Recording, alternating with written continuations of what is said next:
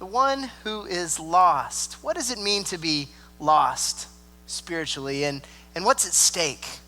There's a lot that's at stake in being lost.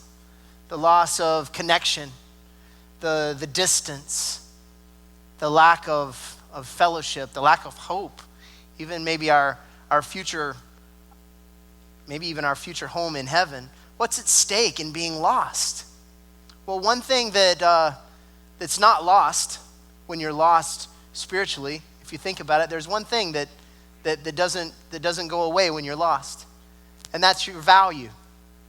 Matter of fact, Pastor Rick Warren mentioned that your value actually increases when you're lost. It's not really a bad thing. It's not like a put down to say, you're lost spiritually. It might feel like one, but your value actually goes up. You think about it this way: if the Mona Lisa was missing, we had no idea, somebody took the Mona Lisa and it was lost, it was missing, its price tag would go way, its value would go way up. Think about that. The value doesn't decrease when you're lost. I've been looking at these parables in Luke 15, and today is from the point of view of the one that's lost. And as we enter into these parables, we remember that a parable is a story taken from common life that's designed to convey a spiritual truth. Okay? As we look at these parables, we look at them from different angles. We're meant to see ourselves in them. Last week we talked about the lost sheep and the lost coin, and the shepherd that is always searching until he finds the lost sheep, or the woman that's searching until she finds the lost coin. And this week is a parable that we've perhaps heard before many times in our lives. Raise your hand if you've never heard the parable of the prodigal son. Okay, man, 2 of y'all, all right? This is for y'all too. But it's also for everybody, because the beauty of this is I've heard this my whole life, and I've acted this out. I've gone to church, and I've been there, and I've acted this out. And I think that I've been every character in a skit. I've been every character in this. I've been the father, the wondering where his son has gone. I've been the fatted calf, that gets slaughtered as every. We know this one. We know this one, and yet it still has so much to teach us, because we're in a different place in our lives than we were before when we think of the one who's lost. And really, the one who's lost is an interesting title, because who is the one that's lost in the parable of the prodigal son? Who is the one that's lost? Well, I always thought it was the younger son. But as I look at it from a different angle, there's 2 sons that are lost, and one returns home and the other is outside of the party. And it's really helpful to begin with who Jesus is talking to when he tells these parables. And he's talking to 2 groups of people. One, and they're all there. They're all coming to hear what Jesus has to say, and they're all leaning in closely. And this parable is for both of these groups. One group is the tax collectors and sinners. Okay, tax collectors and sinners. And when we hear sinners, we think, maybe I'm probably in that group, sinners that Jesus is talking to. But the tax collectors, these were Jewish folks that were working for Rome, and they were taking advantage of people, and they were despised, and they were hated. And Jesus is spending time with them, and people are bothered by that, because they are, think about who this would be in our lives. This is someone that you know of that makes his or her living off of taking advantage of others. And so when we have these stories of Jesus talking to tax collectors, he goes and he does this thing that's hard for folks to really wrap their minds around. He eats with them. And that was kind of a sign of friendship, of fellowship. We have this story of Jesus and Zacchaeus, where he's tax collectors up in a tree, and he calls him down and he goes to eat with Zacchaeus, and he says the Son of Man came to save the lost, to seek and search for the lost. So we have that group of people, the sinners and the tax collectors. They're coming to see Jesus. And the other group of people is the Pharisees and the teachers of the law. Now, when we hear the word Pharisee in church, we think, that's Jesus always had problems with them, and they had him put to death. We don't like Pharisees, but that's not how the original hearers would have heard this. These are the good guys.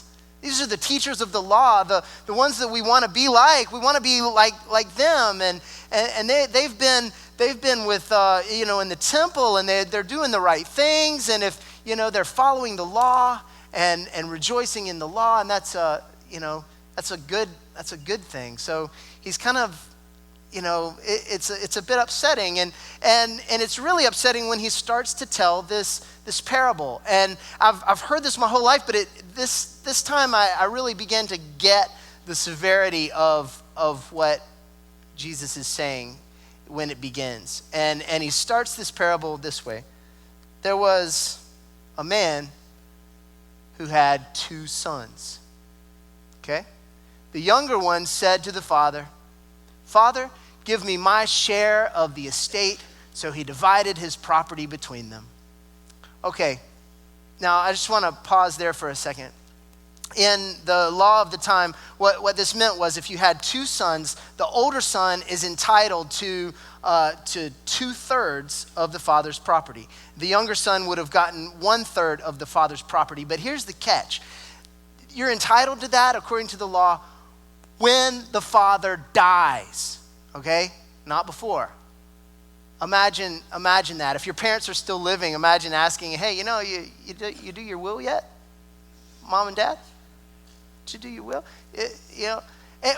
He asked for this 1/3 while the father's still living, and so the first thing that we get is insults. Oh, this hurts. This hurts to hear. And I've always kind of identified more with the younger brother, but when I read this now, I don't like this. I'm really uncomfortable already. And he's like ripping how does he get this money? How does he get this 1/3? Well, to get the 1/3, the father's going to have to sell the property, and your identity is bound up with your land, and this just rips the father apart, rips the whole family apart. The whole community is affected by this, and you get this sense of this hurt. And the one thing that we see here is that the younger brother, he's taking so much, and he wants the father's stuff, but he doesn't want the relationship. He's kind of turning his back on the relationship. And what's even more strange about this is that the father gives it to him. That hurts too. That, I think that if I was the father, I would just say, no, no. Matter of fact, you're out of here, you don't get anything. This is the most insulting thing that anybody could think of at this point. And yet the father gives him his share. There's a word here, so he divided his property between them. The word property is bios, and the word bios means life. It means life, and it means the stuff which sustains life. So in essence, it's like a death. I don't like this younger son. I'll be honest with you. It's really tough for me because of this. It's hard to forget this. It's hard to celebrate with this guy. Already, we're feeling those feelings as we come into it. And what does the son do? He immediately puts as much distance as he can between himself and the father. He's in a distant land. And this is where the word prodigal comes in, okay? Because prodigal is kind of a strange title, because there's one word in Greek that sometimes it's translated, he spends his money in wild living. The word in Greek is prodigally. It's a extravagant, it's over the top sort of giving. And so we look at this, Tim Keller kind of turned me onto this, and Grandpa Bill as well, that prodigal really is this extravagant giving. And so you have a prodigal father in this story who gives everything he has to his son. And his son is in a very distant place. And then he hits rock bottom. Things don't turn out for him the way he had planned. I guess he didn't invest. I mean, we saw this coming. And he's spent everything. After he had spent everything, there was a severe famine in the country, and he began to be in need. And he went and he hired himself out to a citizen of that country who sent him to the field to feed the pigs. It doesn't get any lower than that, especially in the culture of the original hearers. We don't.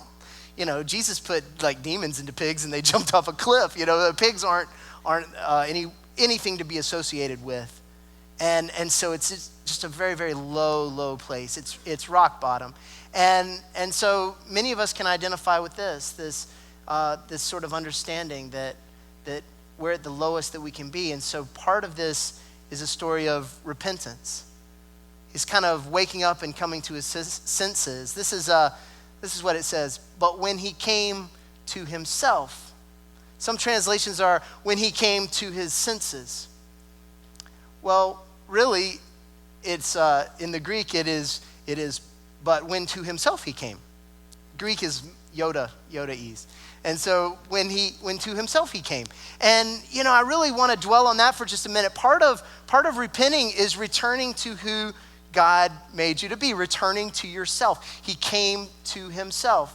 When and I'm not always the best at this, but when children need discipline, one of the most powerful ways to discipline a child is to say this: that's not who you really are. We don't do that. That's not how Harringtons roll. You're better than that. You come back to yourself, who God created you to be, who you really are. I love that. I love that kind of discipline. You're better than that.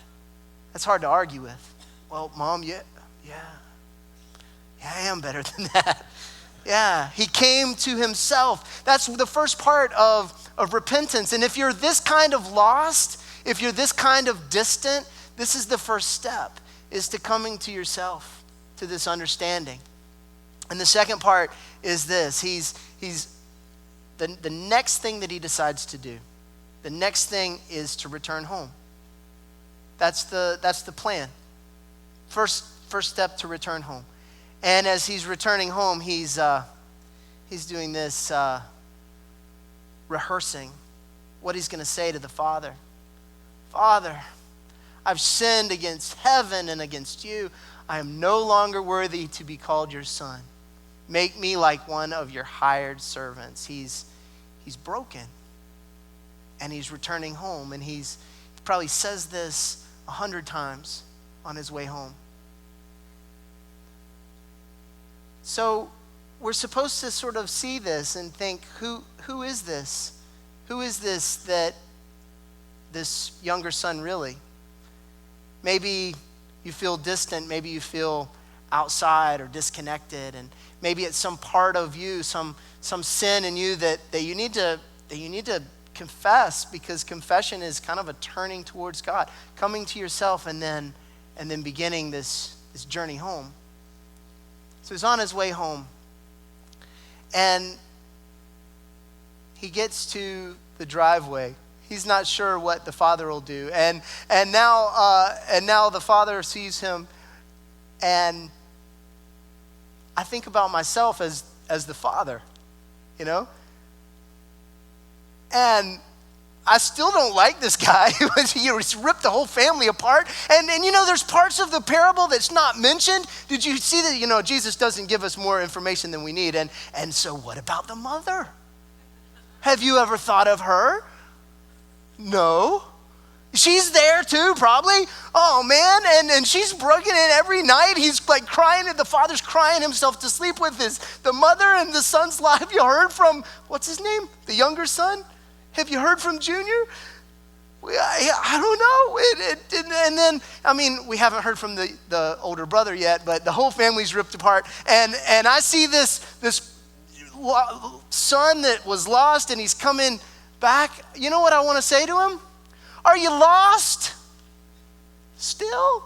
Because, and you know, you think as the father, boy, this better be good.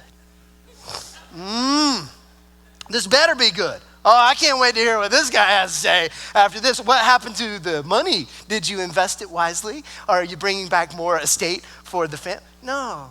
It says in Isaiah 55:8, God says this to the people as he's giving grace where the people wouldn't give grace. And he says, my thoughts are not your thoughts. My ways are not your ways. And so we get one of the most incredible scenes in a parable, and that's this one. But while he was still a long way off. Boy, that's good news for folks that feel like they're a long way off.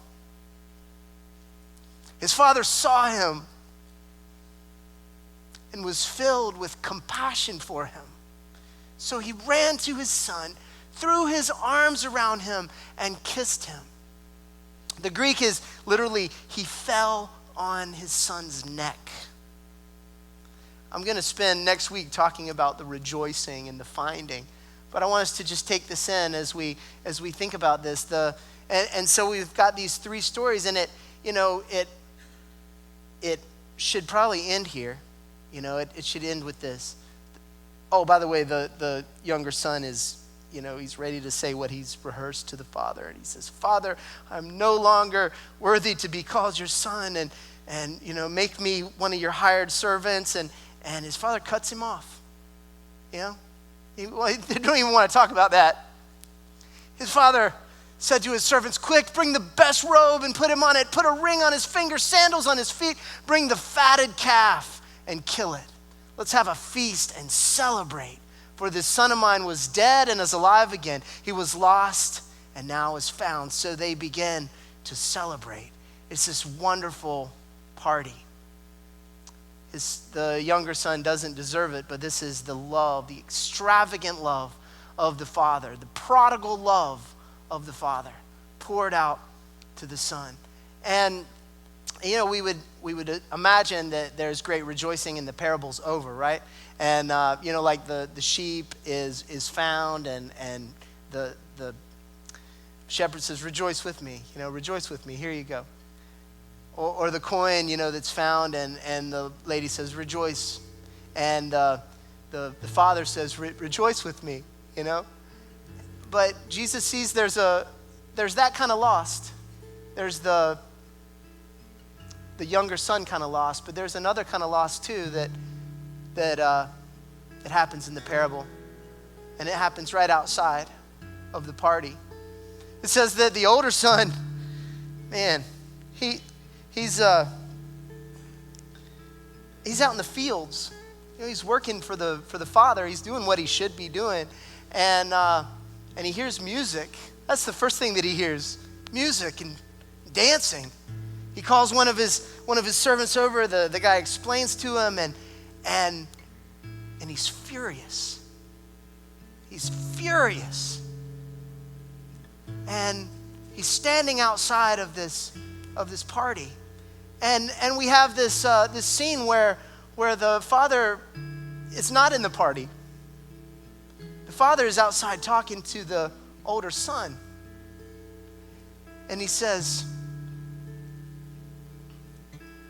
son, my son, everything that I have is yours. I know you're upset about the fatted calf and the ring and the robe, but every ring, every robe, every fatted calf is yours.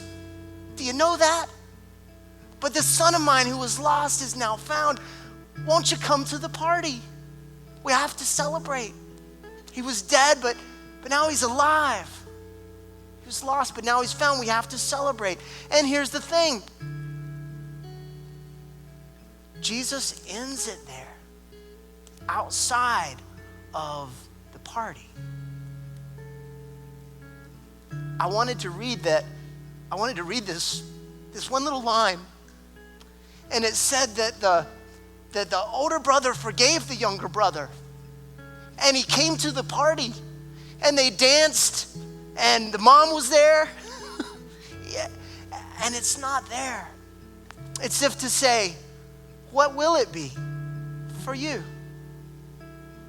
If you're lost this way, if your older brother lost, that's the kind of loss that's I've been here the whole time.